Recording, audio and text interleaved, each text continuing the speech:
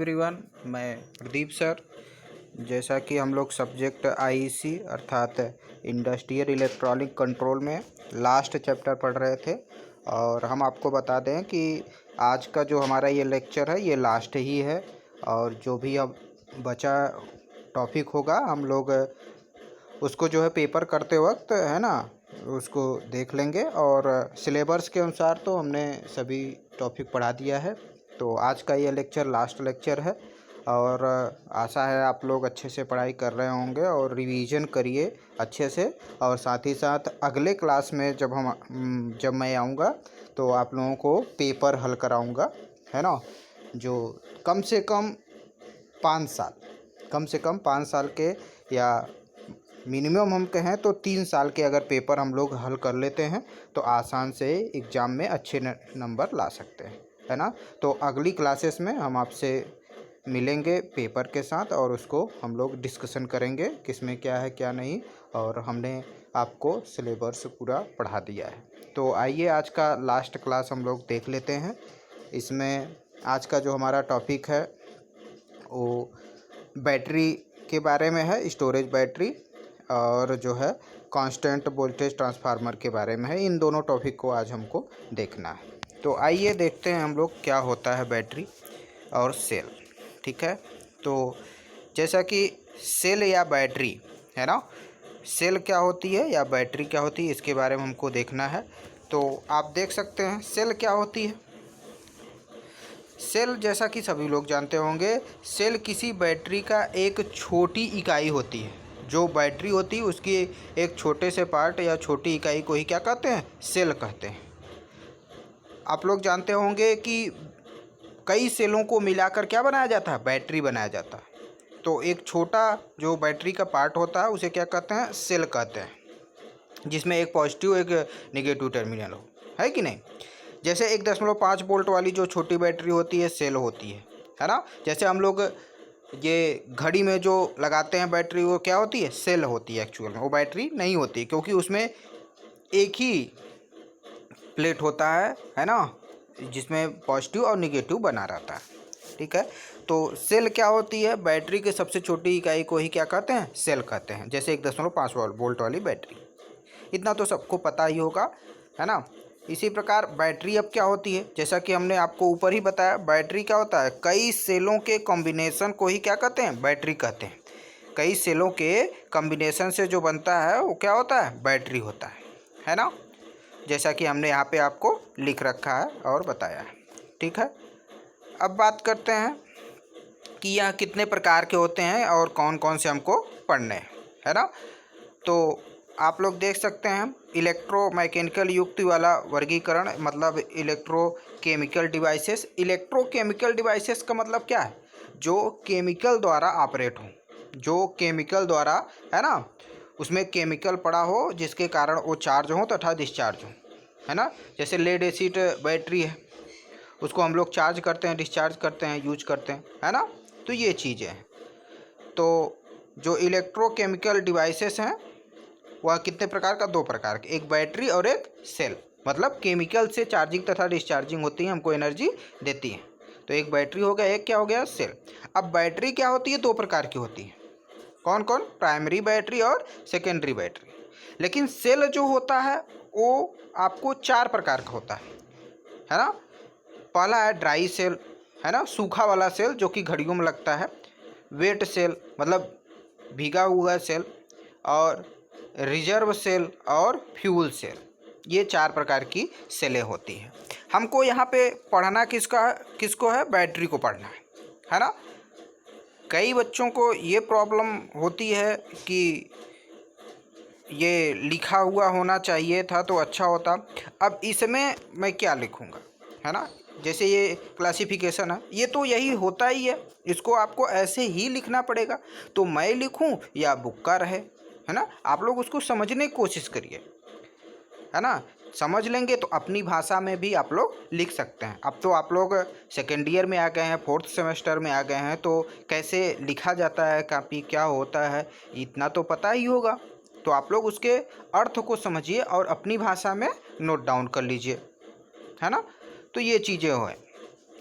तो और बच्चों को प्रॉब्लम हो रही है पीडीएफ की, तो पीडीएफ की प्रॉब्लम है या वीडियो देखने में समय कह रहे थे कई लड़के ज़्यादा लगता है। आप लोग इसका चलती हुई वीडियो में जो चीज़ें आपने देख लिया उसको स्क्रीनशॉट ले लो, तुरंत स्क्रीनशॉट लेके छोड़ दो, आगे देखो वीडियो। फिर इसके बाद अगला जैसे ही होता है पेज आता है, फिर स्क्रीनशॉट ले लो और आगे वीडियो देखते रहो। इस प्रकार आप पूरा वीडियो देख लीजिए और इसके बाद जो स्क्रीनशॉट लिए रहते हैं उससे आप लोग अपना नोट बना लीजिए, है ना। इस प्रकार से आप लोग करिए, आराम से हो जाएगा सब, ठीक है। अब देख लेते हैं कि बैटरी जो होती है, जैसा कि यहाँ पे बताया गया बैटरी दो प्रकार की होती है ना।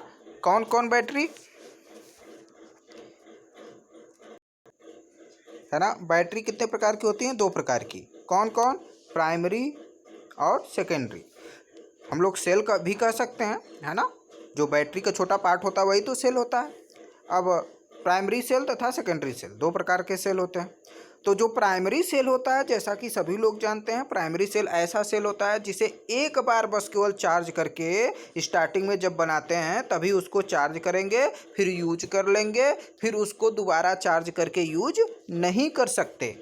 एंड हम लोग अर्थात कह सकते हैं यूज एंड थ्रो वाला सिस्टम है। एक बार चार्ज कर लिए, फिर यूज कर लिए, फिर उसको पुनः चार्ज नहीं कर सकते। इस प्रकार का जो सेल होता है उसे क्या कहते हैं? Primary cell. अब बात कर लेते हैं सेकेंडरी सेल क्या होता है। सेकेंडरी सेल वह सेल होता है जिसे बार बार केमिकल रिएक्शन के द्वारा, है ना, इलेक्ट्रोलाइसिस प्रोसेस के द्वारा हम लोग क्या करते हैं? चार्ज करते हैं तथा फिर उसको क्या करते हैं? डिस्चार्ज करते हैं, अर्थात आवेशित करते हैं, फिर निरावेशित करते हैं, फिर आवेशित करते हैं, फिर निरावेशित करते हैं। इस प्रकार से अगर हम लोग बैटरी का यूज करते हैं तो उसे क्या कहते हैं? सेकेंडरी सेल कहते हैं। तो ये चीज़ें हैं, आप मेरी बातों को ध्यान से सुनिए, है ना। जो मैं समझा रहा हूँ अगर ये समझ लिए आप तो अपनी भाषा में आप लोग आराम से लिख सकते हैं, है कि नहीं। अब बात कर लेते हैं जो बैटरी होती है लेड एसिड बैटरी, है ना। बैटरी के बारे में आप लोग केमिस्ट्री में भी पढ़े होंगे, है ना, तो उसको भी ध्यान में रखिए। वही चीज़ है, अलग से कोई चीज़ इसमें नहीं है ना। तो लेड एसिड बैटरी जो होती है वह बैटरी जो रासायनिक ऊर्जा को विद्युत ऊर्जा में कन्वर्ट करती है, बदलती है ना। जिसमें क्या लगा रहता है? स्पॉन्ज लीड, मतलब छिद्रयुक्त शीशा व लेड पेरोक्साइड का प्रयोग करके बनाया जाता है। कौन? Lead acid battery. तो उसे लेड एसिड बैटरी कहते हैं, ठीक है। ये तो हो गई लेड एसिड बैटरी की डिफिनीशन या किसे कहते हैं ये जानकारी लेना था। अब बात करते हैं जो लेड एसिड बैटरी होती है इसकी कंस्ट्रक्शन क्या होती है, संरचना क्या होती है, इसमें क्या क्या लगे होते हैं, है ना। तो जैसा कि आप चित्र में देख ही रहे हैं क्या होता है, इसमें प्लेटें लगी होती हैं, है ना। पॉजिटिव प्लेटें लगी होती हैं और निगेटिव प्लेटें लगी होती हैं, है ना।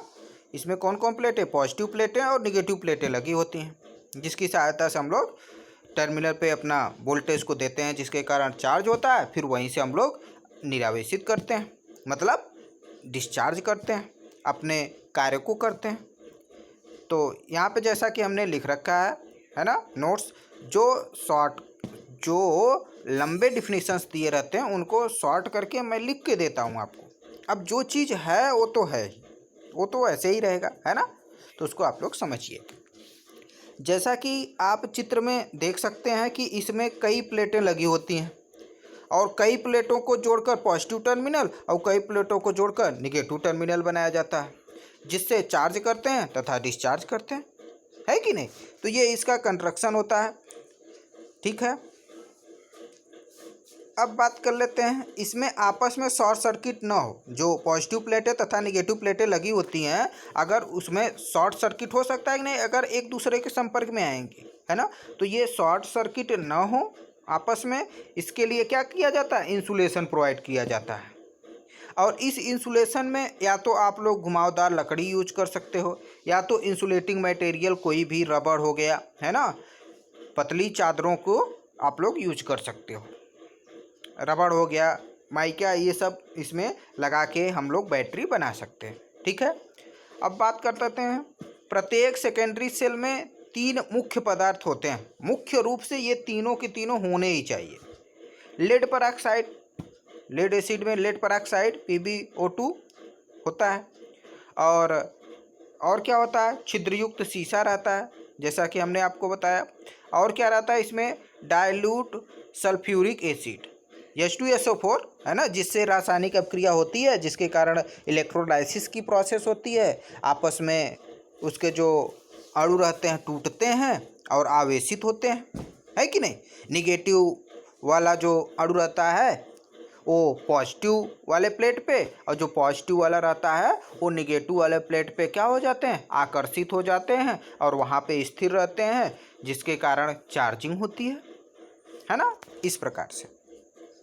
अब बात कर लेते हैं चार्जिंग ऑफ बैटरी। बैटरी किस प्रकार से चार्ज होती है, इलेक्ट्रॉनिक की सहायता से कैसे ये चार्ज होती है, ये चीज़ आपको दिया गया है। तो आप लोग देख सकते हैं एक इसमें बैटरी लगा है जिसको चार्ज करना रहता है। ये एमीटर लगा है जिसके कारण हम लोग क्या करते हैं, विद्युत धारा को नापते हैं, कितनी विद्युत धारा जा रही है। और यहाँ पे एक रजिस्टेंस वेरिएबल लगा होता है ना, आर, जिसकी सहायता से हम लोग कंट्रोल करते हैं। अगर ज़्यादा बैटरी में विद्युत धारा जा रही है तो उसको कम कर लेंगे, बढ़ा देंगे उसके मान को, तो उससे कम जाएगा, क्योंकि प्रतिरोध जो होता है विद्युत धारा के फ्लोएशन का क्या करता है, विरोध करता है। अब बात करते हैं L और C1 C2 क्यों लगा है, तो ये फिल्टर का काम करते हैं। फिल्टरिंग, जो हमको DC प्राप्त होगी उसको, उसमें हार्मोनिक्स कुछ चले जाते हैं ना, तो उस पर फिल्टर काम करेगा। ये किस प्रकार का रेक्टिफायर है, ब्रिज रेक्टिफायर, जैसा कि आप लोग इलेक्ट्रॉनिक फर्स्ट में पढ़े हैं, है ना। और इसका हम लोग SCR के द्वारा जब कन्वर्जन पढ़ रहे थे वहाँ भी पढ़े हैं, ब्रिज कन्वर्टर, है ना। तो ये किस प्रकार से काम करता है ये भली भांति सबको पता होगा। तो इसकी कार्यविधि आप लोग आराम से लिख सकते हैं, है कि नहीं। मैं एक बार फिर से बता दे रहा हूँ, कोई परेशानी वाली बात नहीं है। ये क्या है, L है, वेरिएबल L है, जिसकी सहायता से हम लोग इसके जो बाइंडिंग होती है, इसके नंबर ऑफ टर्न को कम बेसी कर सकते हैं, ठीक है। तो ये चीज़ें लगी होती हैं इसमें। अब बाबू को देख लेते हैं इसका कार्यविधि क्या है, हालांकि हमने लिख रखा है ना। तो हम लोग इसका कार्यविधि समझने की कोशिश करते हैं। जो बच्चे नहीं जानते वो लोग अच्छे से देख लें, और जो जानते हैं वो भी अच्छे से देखें। और यह बड़ा इजी है, हमने कई बार इसको आपने कई बार पढ़ा होगा, है कि नहीं। तो देखिए क्या होता है, मान लीजिए यहाँ से 1 फेज 230 वोल्ट 50 हर्ट्ज की इनपुट सप्लाई आई, तो मान लीजिए यहाँ पे निगेटिव, यहाँ पे प्लस है प्राइमरी वाइंडिंग में, तो जो सेकेंडरी वाइंडिंग में जब ये जाएगा तो ऊपर की तरफ प्लस बन जाएगा और नीचे की तरफ माइनस। क्यों बन जाएगा, क्योंकि प्राइमरी वाइंडिंग सेकेंडरी वाइंडिंग एक दूसरे से 180 डिग्री फेज डिफरेंस पे होती है कि नहीं। तो जो भी इसमें सप्लाई आएगी 180 डिग्री फेज डिफरेंस अर्थात विपरीत होगी। तो अब प्लस यहाँ बन गया बाबू, तो आप देख लेते हैं कौन डायोड फॉरवर्ड बायस में है और कौन रिवर्स बायस में, तभी तो होगा काम।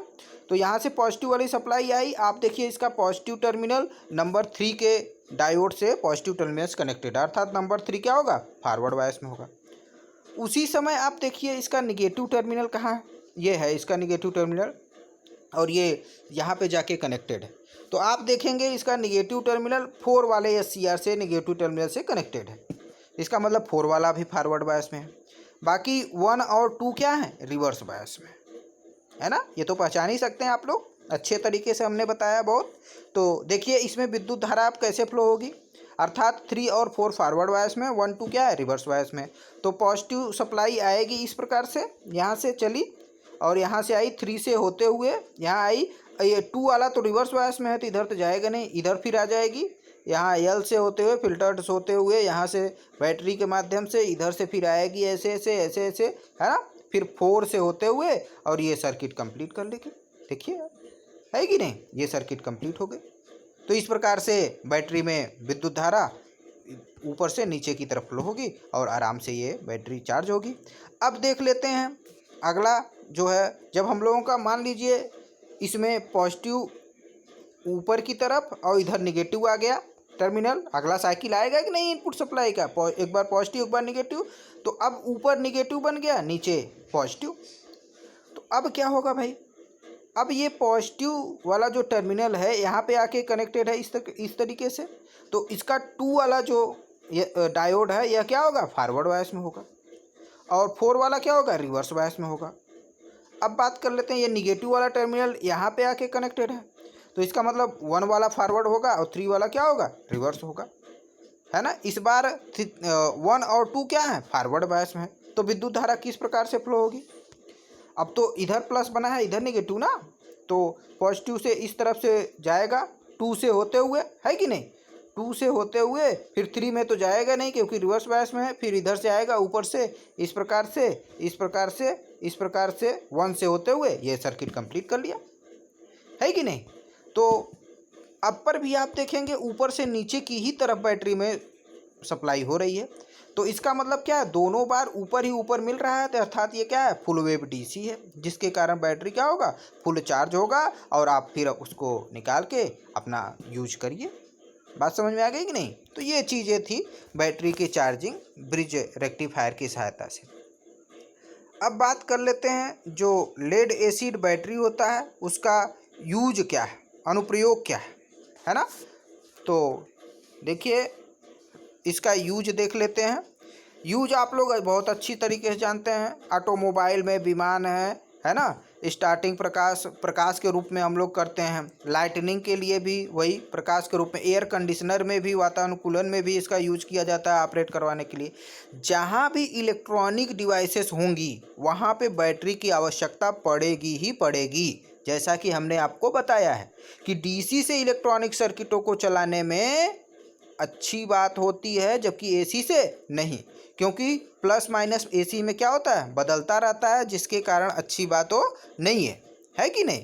तो ये चीज़ है, तो ये इसका उपयोग है। उपयोग आप लोग इसको पढ़ लीजिए, सब आप लोग जानते हैं। इस प्रकार से नहीं तो एक लाइन में भी आप लोग लिख सकते हैं। क्या लिखेंगे, लेड एसिड बैटरी के निम्नलिखित स्थानों पर उपयोग हैं, ऑटोमोबाइल, विमान में, है ना, लाइटनिंग के रूप में, एयर कंडीशनर में, है ना, रिले आदि में ऑपरेट करने के लिए, प्रोटेक्शन इक्विपमेंट में, है ना, इलेक्ट्रिक ट्रैक्शन में आदि में इसका उपयोग किया जाता है। ऐसे भी लिख सकते हैं आप लोग, है कि नहीं। तो ये चीज़ें। अब बात करते हैं स्टोरेज बैटरी के लाभ, एडवांटेज क्या है।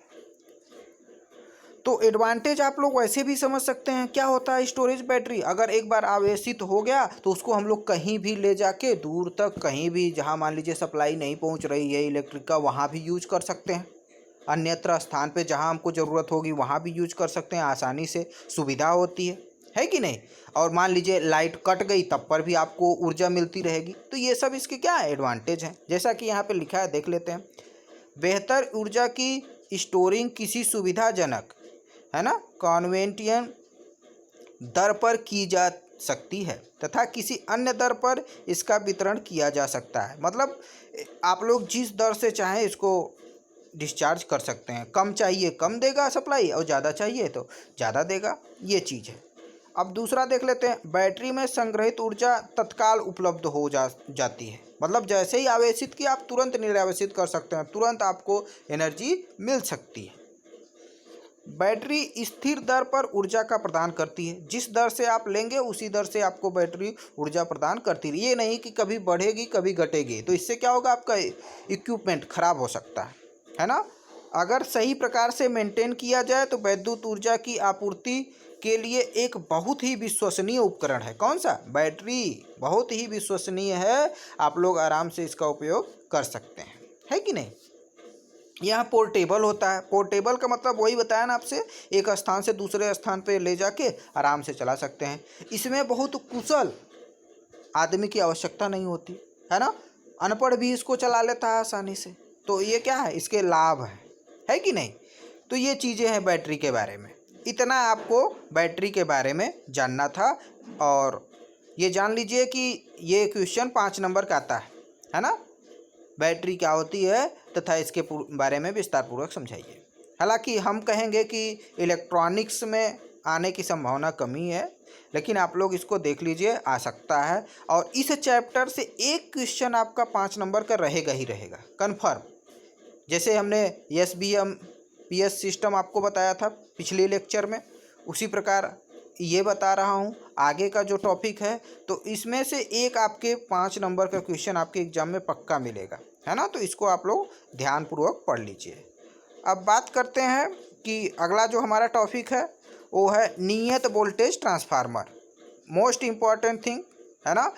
आपके एग्जाम में सीधा पूछता है CVT लिखा रहेगा, है ना। तो उसका मतलब है कांस्टेंट वोल्टेज ट्रांसफार्मर। CVT का मतलब क्या है? Constant voltage transformer. क्या होता है इसके बारे में विस्तार पूर्वक समझाइए। आपसे ये क्वेश्चन पूछेगा, 5 नंबर का, एक लाइन का क्वेश्चन रहता है। ठीक है, तो देख लेते हैं क्या होता है। जैसा कि नाम से ही पता चल रहा है, नियत वोल्टेज ट्रांसफार्मर मतलब कांस्टेंट वोल्टेज आउटपुट में हमको प्राप्त होना चाहिए, है ना। तो कांस्टेंट वोल्टेज हमको कब प्राप्त होगी? जब सेकेंडरी वाइंडिंग क्या हो, एक इसमें जो इनपुट में सप्लाई है वो नियत हो और आउटपुट में जो सेकेंडरी वाइंडिंग हो इसमें एक कांस्टेंट वाइंडिंग हो, जितना हो उतना हो ही। ठीक है, तो जैसा कि हमने आपको ये सर्किट डायग्राम दिखा रखा है और यहाँ पे हमने लिख भी रखा है, आप लोग इसको देख सकते हैं, है ना। और इसका ग्राफ भी हमने बना रखा है। तो CVT ट्रांसफार्मर एक नॉन लीनियर ट्रांसफार्मर होता है। यह कैसा ट्रांसफार्मर होता है? एक प्रकार का नॉन लीनियर टाइप का ट्रांसफार्मर होता है। इसमें देखिए 2 प्रकार की बाइंडिंग है, एक कॉम्पनसेटिंग बाइंडिंग है ना, और दूसरा क्या है? सेकेंडरी बाइंडिंग है ना, जिससे हम लोग प्राप्त करते हैं सप्लाई। इसमें इनपुट सप्लाई इधर से देंगे, है ना, और इसके बाद फैराडे के नियमानुसार फ्लक्स उत्पन्न होगा। ट्रांसफार्मर की क्रिया तो आप लोग मशीन में बहुत अच्छे तरीके से पढ़े होंगे, है ना। तो क्या होता है? फैराडे के नियमानुसार म्यूचुअल इंडक्शन द्वारा प्राइमरी से सेकेंडरी में फ्लक्स लिंक होता है और EMF उत्पन्न होता है, जिसके कारण करंट उत्पन्न होता है और पावर सप्लाई आपको प्राप्त होती है। इसमें ये कंपनसेटिंग वाइंडिंग एक रहता है जिसको हम लोग कम या अधिक अपने अनुसार कर सकते हैं, है ना। उसी को कम बेसी करके ही आपको आउटपुट में क्या होता है? कांस्टेंट वोल्टेज प्राप्त किया जाता है। आप लोगों से ये 5 नंबर का यदि पूछता है तो आप लोग इसको इसी प्रकार से बनाएंगे और इसके बाद जो हमने लिखा है इसको लिखेंगे और जो ट्रांसफार्मर की क्रिया होती है, फैराडे का नियम, वो भी इसी में लिख देंगे। आप लोग अच्छी तरीके से जानते होंगे फ्लक्स परिवर्तन की दर से क्या होता है? EMF उत्पन्न होता है। तो ये सारी चीज़ें इसमें लिख देंगे। अब बात करते हैं ग्राफ से आइए समझ लेते हैं। आउटपुट ये वोल्टेज दिखाया है और नीचे क्या है? Input voltage. तो सबसे पहले उसमें इनपुट वोल्टेज देंगे तो तुरंत थोड़ी ना वोल्टेज उत्पन्न होना शुरू हो जाएगा यहीं से, ऐसा नहीं है।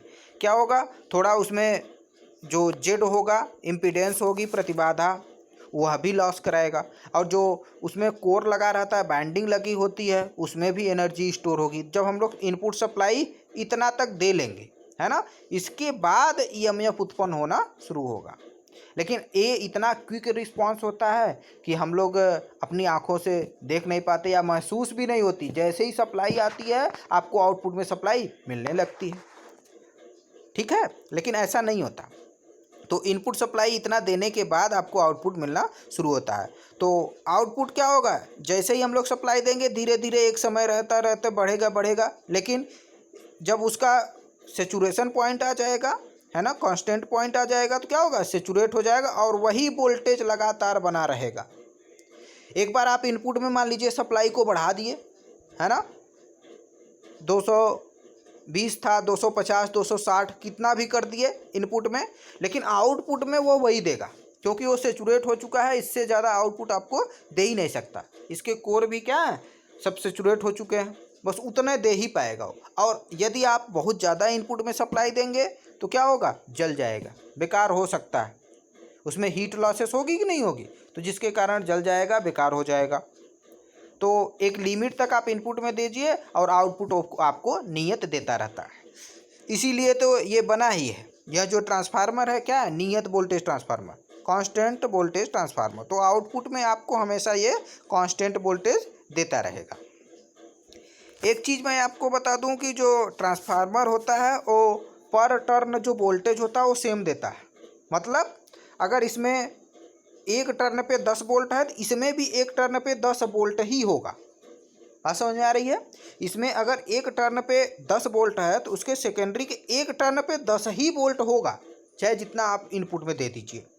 तो अगर मान लीजिए 10 ठो बाइंडिंग है, 10 फेरे हैं, तो 10 दहा में क्या? 100 वोल्ट आपको वो लगातार देता रहेगा, इससे ज़्यादा देगा ही नहीं। आप इधर चाहे जितना इनपुट बढ़ा लीजिए, आपको आउटपुट में क्या होगा? अगर इनपुट में आप वोल्टेज बढ़ाएंगे तो अब देखिए यही बात होती है। इनपुट में यदि आप वोल्टेज बढ़ाएंगे तो एक बाइंडिंग पे अब क्या हो जाएगा? 20 वोल्ट हो जाएगा, वोल्टेज बढ़ रहा है ना इधर से इनपुट सप्लाई में, 20 वोल्ट हो जाएगा, तो सेकेंडरी में भी 20 वोल्ट हो जाएगा इसके टर्न पर, तो 20 200 वोल्ट आपको आउटपुट में प्राप्त होने लगेगा। तो बढ़ गया इनपुट में जैसे बढ़ा है। लेकिन यह जो ट्रांसफार्मर है इसकी बाइंडिंग नियत होती है, जिसके कारण आपको लगातार नियत वोल्टेज आउटपुट में प्राप्त होता रहेगा और आसानी से जो आप चलाना चाहते हैं चला सकते हैं। तो ये इसके बारे में समझना था। और बाकी ग्राफ भी बना है, यहाँ पे हमने लिख भी रखा है, तो आप लोग इसको आराम से देख सकते हैं, पढ़ सकते हैं, है कि नहीं। अब बात कर लेते हैं बैटरी की देखभाल कैसे करेंगे, रख रखाव कैसे रखेंगे इसका, है ना। बैटरी की देखभाल या रख रखाव अच्छे से करना चाहिए, आप लोगों को सबको पता है, यहाँ पे लिखा हुआ है। तो देख लेते हैं, कई पॉइंट हैं जिसमें से आप अगर 8 9 7 8 ठो भी याद रखेंगे, कम से कम 6 या 7 याद रखिए और वही लिख दीजिए, है कि नहीं। अब इसमें कोई शॉर्ट करने वाली बात है ही नहीं, जो पॉइंट वाइज है वो तो है ही, तो हमने वैसे ही आपको PDF बना के प्रोवाइड कर दिया है।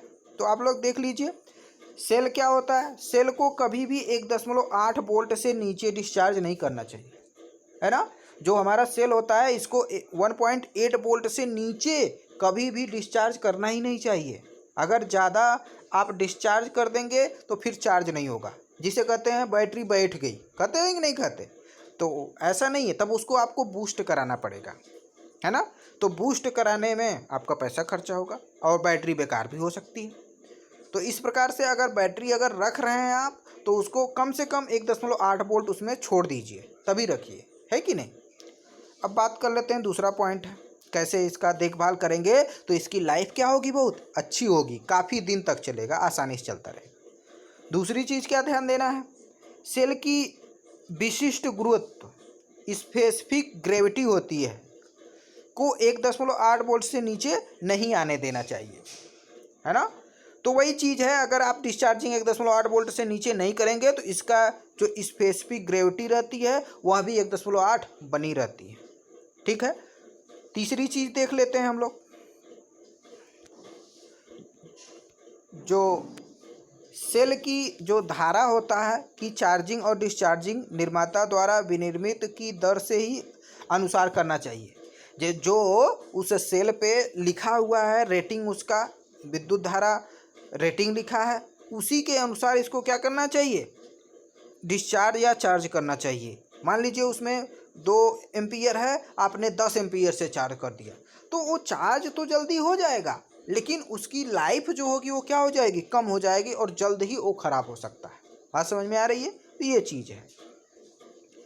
तीसरी चीज़ देख लेते, लेड सल्फेट की सेटलिंग जमना से बचने के लिए इसको डिस्चार्ज करना चाहिए समय समय पे, है ना। तुरंत इसको डिस्चार्ज नहीं करना चाहिए, थोड़े थोड़े समय बाद इसको तुरंत बाद रिचार्ज, जैसे ही डिस्चार्ज हो जाए इसको तुरंत चार्ज भी कर लेना चाहिए। अगर आप समय से चार्ज नहीं करेंगे, काफ़ी समय तक रखे रहेंगे, तो भी ये बैटरी क्या हो सकती है, बेकार हो सकती है कि नहीं। चौथा पॉइंट देख लेते हैं, बैटरी चार्ज करते समय धनात्मक प्लेट की आपूर्ति धनात्मक टर्मिनल से ही जोड़ना चाहिए। अगर आपने गलत जोड़ दिया, प्लस को माइनस से, माइनस को प्लस से, तो क्या हो सकता है, शॉर्ट सर्किट हो सकती है और आपकी बैटरी जल के बेकार हो सकती है। तो ऐसा नहीं करना चाहिए, है कि नहीं, इसका ध्यान रखना चाहिए। अगला चीज़ देख लेते हैं, अगला पॉइंट, सेल का तापमान 45 डिग्री सेंटीग्रेड से नीचे नहीं होना चाहिए, है कि नहीं। 45-45 डिग्री से नीचे अगर तापमान आप रखते हैं तो वो ख़राब हो जाएगी, उसकी लाइफ क्या हो जाएगी, कम हो जाएगी। अगला पॉइंट देख लेते हैं, चूँकि कुछ गैसें विसर्जित होती हैं, इसलिए बैटरी चार्जिंग रूम अच्छी तरह हवादार होना चाहिए, है ना। ऐसी जगह बैटरी को चार्ज नहीं करना चाहिए जो पूरी तरह से पैक्ड हो, जिससे न तो वायु अंदर आ सके न तो बाहर जा सके, तो इससे गड़बड़ हो सकता है। उसके कई भी हानिकारक जो निकलते रहते हैं गैसेस, जिसके कारण आपको हानि पहुंच सकती है, आपको जान भी जा सकती है। बहुत विषैली गैसें अगर निकल रही हैं, आप बंद हैं उसमें, अंदर अगर कोई जाता है तो वह खतरा हो सकता है कि नहीं। तो ऐसा जगह चार्ज करना चाहिए जिससे एयर आए जाए, मतलब खिड़की वगैरह होना चाहिए, है कि नहीं। अब बात कर लेते हैं अगला पॉइंट, गैसी इत्यादि के कारण पानी का नुकसान केवल डिस्टिमुलेटेड पानी को डालकर किया जाना चाहिए, है ना। उसमें डाइल्यूट करने के लिए डिस्टिमुलेटेड वाटर डालते रहते हैं बैटरी में ना, तो ये नहीं कि यही नल का पानी ले आके डाल दें, तो उससे क्या हो जाएगी, ख़राब हो जाएगी बैटरी जी, है ना। ऐसा नहीं करना चाहिए, ठीक है। तो इसका ध्यान रखना चाहिए, जिसके कारण इलेक्ट्रोलाइसिस की क्रिया होती है और वो आपको काम करता है। अगला पॉइंट देख लेते हैं। प्रत्येक सेल की प्लेटें कम से कम 2 सेंटीमीटर इलेक्ट्रोलिट में डूबी रहनी चाहिए। ये नहीं कि आधा उसका प्लेट डूबा है आधा ऊपर है, इससे भी बैटरी ख़राब हो जाएगी, है ना। तो ये चीज़ है, उसकी जो प्लेटें होने चाहिए वो 2 सेंटीमीटर तक लगभग इलेक्ट्रोलाइट में क्या होनी चाहिए, डूबी रहनी चाहिए, तो अच्छा काम करेगा, ठीक है। अगला पॉइंट देख लेते हैं। बैटरी के टर्मिनल को गैर जंग नॉन करोजन सबस्टेंस के साथ निर्मित रूप से साफ किया जाना चाहिए, है ना। जो बैटरी का जो प्लेटें होती हैं समय समय पे उसको क्या करना चाहिए, साफ भी करना चाहिए, है ना।